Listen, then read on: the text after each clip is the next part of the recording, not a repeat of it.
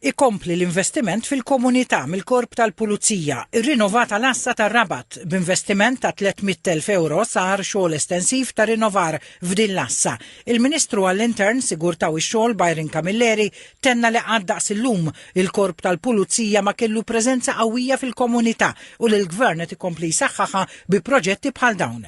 Dan jingħaqad ukoll mal-ħafna xogħlijiet li diġà saru f'Santa Luċija, f'Marsa Skala, ukoll fil-Gżira u diversi lokalitajiet oħra. Ukoll għaddej xogħol fil-Ħamrun, fil-Imsida u propju anka fl-Imtarfa. Dan huwa ban wieħed ċar. Il-poplu Malti jirċievi servizz aħjar f'ambjent aħjar.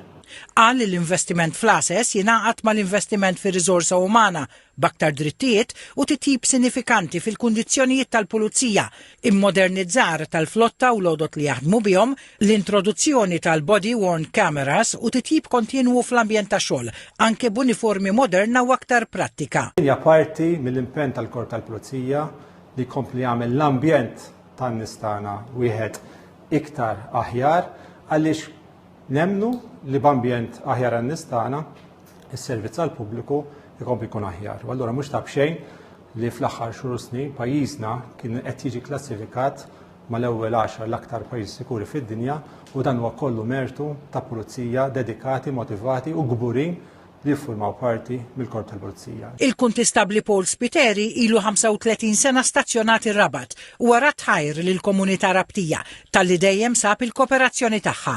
Il-istazzjonat l-assa Rabat ħanala 35 sena, hawnhekk rajt kambjament kbir, minn żmien li bdejt jiena għaż-żmien tal-lum, iż-żmien li bdejt jiena l-assa kienet differenti, illum il-ġurnata ġewwa l-assa ma jonqosna xejn għandna kollox sabiex nagħtu servizz lill-komunità Rabtija.